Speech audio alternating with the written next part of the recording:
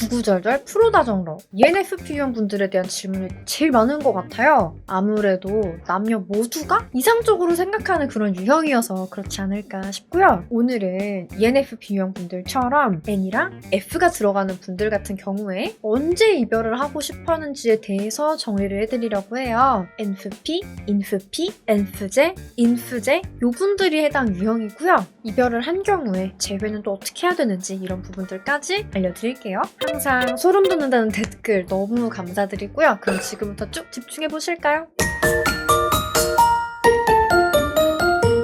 NF 유형분들의 공통 이별각 상황 먼저 알려드리고 이 유형별로 다른 이별각 상황들도 정리를 해드릴게요. NF 유형분들 같은 경우는 이상적이면서도 감상적인 부분이 큰 유형인데 그러다 보니까 연애에 기대하는 것이 많고 그만큼 헌신을 하시는 타입이에요. 보통 애착 유형상 불안형 분들이 많이 계신데 한마디로 세기의 로맨티시스트다라고 보시면 됩니다. INFP 분들 중에는 간혹 회피형 분들도 있기는 하지만요. NF 분들의 가장 공통된 이별각 상황은 상대가 해주는 배려를 받기만 할 때입니다. 가는 게 있으면 오는 것도 있어야 되는데 고마운 줄을 모르고 당연하다는 듯이 그냥 이렇게 낼름낼름 받아만 먹고 있으면 누구라도 질리겠죠? 특히 NFP 분들은 대화할 때 본인 할 말만 하시는 분들 계시죠? 그런 분들한테 그리고 INFJ 분들은 내가 봐준다고 해서 이렇게 갑질까지 하려고 하시는 분들한테 정말 오만정이 다 떨어진다고 하니까 참고를 해주세요. 또 공통된 이별각 상황이 리액션 부분에서 안 맞아도 NF형 분들은 이별을 생각을 하게 되는데요. 아무래도 이 네 유형 모두 이렇게 다정다감하신 분들이다 보니까 상대도 다정다감하게 리액션도 잘해주고 다정하게 해주고 이런 걸 바라는데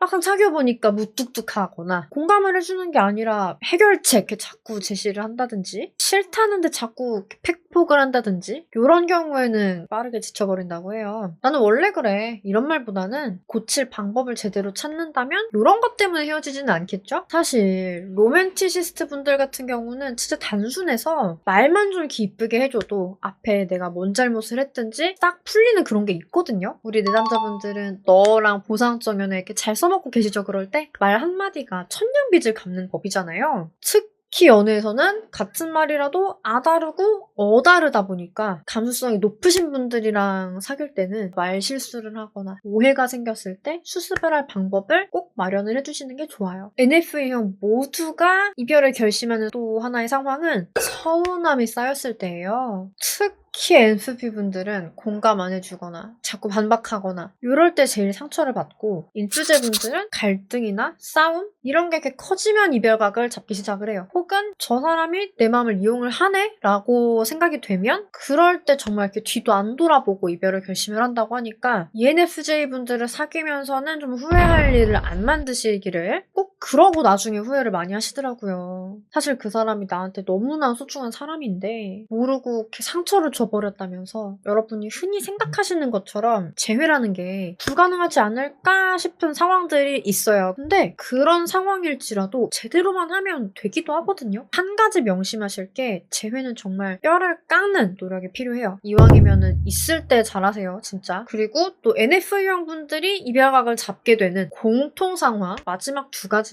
확신을 안 주는 경우 그리고 말을 험하게 하는 경우더라고요. 특히 NF형이면서 불안형인 분들 같은 경우는 연애에서 제일 중요한 게 확신이거든요. 예를 들어서 불안형 분들은 애인한테 이런 질문을 꼭 한번 하는 편이죠. 자기야 나 사랑해? 아마 애인분이 같은 불안형이고 정말 사랑한다면 당연히 사랑하지 이런 대답이 나오는데 그렇지 않은 경우 그 반응이 안 나오거든요. 그러면 불안형 입장에서는 미치는 거예요. 보통 회피분들이 이렇게 말씀을 하시거든요. 아니 사랑하니까 사귀지 왜 그런 걸 물어봐? 이게 회피분들이 정말 사랑할 때 하는 이야기인데 불안형 분들 입장에서는 이게 그렇게 해석이 안 되고 더 불안해져요. 유형이 서로 다르면은 같은 상황도 다르게 받아들이기 때문에 이 사람이랑은 진짜 오래 가고 싶은데 유형이 좀 다르다 싶으면은 공부가 필요해요. 예쁘게 안 싸우고 안 쌓이고 오래오래 가려면은 그만큼의 공부와 노력이 필요하거든요. 상대가 날 대충 만나면 싫잖아요. 같은 거예요. 서로 노력해주는 모습이 이쁜 거고 그게 우리의 연애를 오래가게 만든다는 거를 꼭 명심을 해주세요. 인프피, 인프제분들 같은 경우는 언어적 감수성이 다른 NF형 분들에 비해서 남다르기 때문에 가려서 써주실 필요가 있어요. 평소에 다양한 사람들의 입장을 동시에 고려를 하는 훈련을 하다 보면 어느 정도 맞추실 수가 있는데 예를 들어서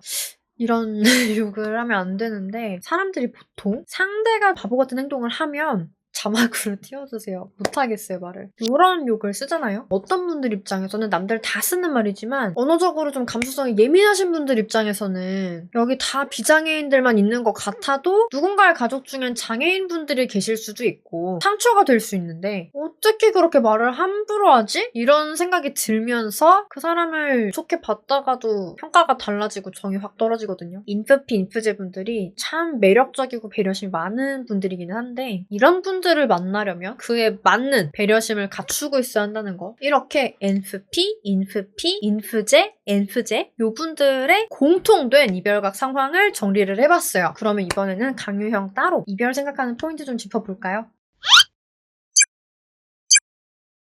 NFP 분들은 상대한테 더 이상 매력이나 재미를 못 느껴서 심지어 더 매력적이고 더 재미있는 뉴페이스가 등장을 한다. 그러면 완전히 아우러 반중이 된다고 해요. 그리고 NFP 분들 같은 경우는 데이트하면서 한 번씩 콧바람 쐬줘야 되는데 만약에 상대가 너무 집돌이 집순이에요. 그러면은 내가 원하는 데이트가 안 되잖아요. 그러다 보면 이별을 할 수도 있다고 해요. NFP 분들은 좀 약간 나 하고 싶은 대로 좀 내버려둬 이런 느낌이 있는 분들인데 자꾸 막 조언, 잔소리 이런 걸 하려고 하면은 왜 나를 네 입맛대로 바꾸려고 해? 이런 마음이 올라오면서 이별을 할 수도 있다고 하니까 참고를 해주세요. 그리고 인프피 분들 같은 경우는 감정이 너무 상하면 회복이 힘들어요. 되도록 마찰, 갈등 이런 건 피해주시는 게 좋고 이게 만약에 본인 감당 범위를 넘어선다. 그러면은 이별을 생각을 합니다. 감정적 개복치다라고 생각을 하고 애기 다루듯이 조심조심 해주시는 게 좋아요. 이분들은 상대를 좀 이상화하는 경향이 있어요. 만약에 상대가 좀 부정적이거나 불평이 많거나 이제 그런 분이라고 하면 이상적으로 봐주기가 힘들어지잖아요. 옆에 있다 보면 기도 빨리고. 애초에 인프피 분들이 빨리 기가 많은 분들이 아니에요. 그래서 마음이 좀 급격하게 식는다고 하니까 이것도 기억을 해주세요. 엔프제 분들은 앞에 공통 재회각 상황에서 다 풀어드렸고 인프제 바로 갈게요. 인프제 분들은 철학적이고 형이상학적이고 이런 주제에 되게 관심이 많은데 그냥 엄청난 건 아니고 나는 누구인가? 나는 잘 살고 있는가? 잘 산다는 것은 무엇인가? 사람은 어디에서 오고 어디로 가는가? 뭐 이런 거 있잖아요. 이런 질문에 대답을 하는 학문이 철학이나 종교 쪽이다 보니까 이런 쪽에 관심이 많은 거죠. 이런 주제로 대화가 잘 통해야 즐거운데 대화가 안 된다. 그러면 실망을 할 수 있어요. 실망하다 보면 마음도 식는 거죠. 혹은 인프제 분들은 누군가가 나한테 도움을 주는 거를 좀 이렇게 부담스러워하는 편인데 괜찮다고 말을 했는데 그럼에도 불구하고 자꾸 부담을 주시는 분들이 계세요. 연애라는 게 좋아야지 유지가 되는 건데 귀찮고 좀 부담스러워지다 보니까 이별을 생각하게 되는 거죠. 이별을 생각하는 이유도 정말 다양하죠. 오늘은 어떠셨나요? 공감 가셨던 부분? 이런 거는 조금 안 맞는데요? 하시는 제보하고 싶으신 내용 이런 거 댓글로 달아주세요. 제가 꼭 읽어보고 다음번 MBTI 콘텐츠 할 때 꼭 참고를 할게요. 보통 상대 유형에 대해서 궁금해하시는 분들이 재회 질문을 많이 주시더라고요. 워낙 재회 쪽도 전문이어서 팁으로 영상에서 이렇게 조금씩 풀어드리는데 가끔 이런 댓글이 달려요. 무슨 유형이 이별을 했다면 정말 여러 번 생각하고 고민하고 큰 결심으로 이별을 말한 거라서 재회는 불가능해요. 이분 말씀이 맞습니다. 이별이라는 게 원래 다시 나 좀 잡아달라는 투정 섞인 이별이 아니고서야 당연히 진지하게 고민을 하고 결정을 하겠죠. 그렇다 보니 그 결심을 돌린다라는 거는 일반적으로 불가능에 가까운 게 맞아요. 왜냐? 일반적으로 그냥 매달리시잖아요. 상대분은 분명히 이별을 결심한 이유가 있는데 단호한 상대분이랑 재회를 하고 싶어 하시는 분들의 90% 이상이 일단 그냥 매달립니다. 매달리면 매달릴수록 정은 떨어질 뿐이에요. 안 사겠다는데 자꾸 들러부는 잡상인 이런 식으로 보이는 행동이기 때문에 절대 하시면 안 돼요. 제가 말하는 재회란 다시 태어나는 수준의 재회입니다. 당연히 마음이 식은 이유가 분명히 있는데 아무것도 바뀐 것이 매달린다고 하면은 당연히 돌아갈 이유가 없는 거예요. 사람은 안 바뀐다. 사람은 고쳐 쓰는 게 아니다. 이런 말은 사실은 틀린 말이긴 하거든요. 사람들은 사실 사귈 때는 상대가 고쳐주는 걸 기대를 해요. 근데 아무리 기다려도 고쳐지지 않는 거죠. 그러니까 지치고 상처받고 더 상처받고 싶진 않으니까 기대를 그냥 내려놓고 이별을 하는 거거든요. 진작 바뀌었으면 이별까지 갈 필요가 없는 건데 이미 여러분이 이별을 하셨고 하지만 재회를 하고 싶다면 있을 때 못 하셨던 거라도 지금부터 완벽하게 해내셔야 승산이 그나마 생길 수가 있어요. 심사숙고한 이별을 돌이키는 거는 정말 뼈를 깎는 노력이 필요하고 불가능한 건 아니지만 고생길이기 때문에 되도록 우리 서로의 특성을 잘 알고 미리미리 잘 하기로 해요. 영상 쭉 보시면서 내가 이래서 이별했구나 싶으신 분들도 계실 거예요. 재회 원하시는 분들이 댓글로 질문 많이 주시거든요. 좀 더 빠르고 정확한 의논은 고정 댓글에 보시면 링크 보이시나요? 이쪽에다가 상황 적어서 보내주시면 찬찬히 보고 같이 의논을 해드릴게요. 앞으로도 연애회사 대표 상담사로서 다양한 연애와 결혼, 이별, 재회 상황에서의 여러분들의 대처력을 한껏 높여드리는 그런 영상들을 많이 만들어드리려고 합니다. 오늘의 영상이 좋으셨다고 하시면 좋아요 꼭 눌러주시고요. 여러분의 행복한 연애와 결혼 생활을 진심으로 응원드리겠습니다. 안녕!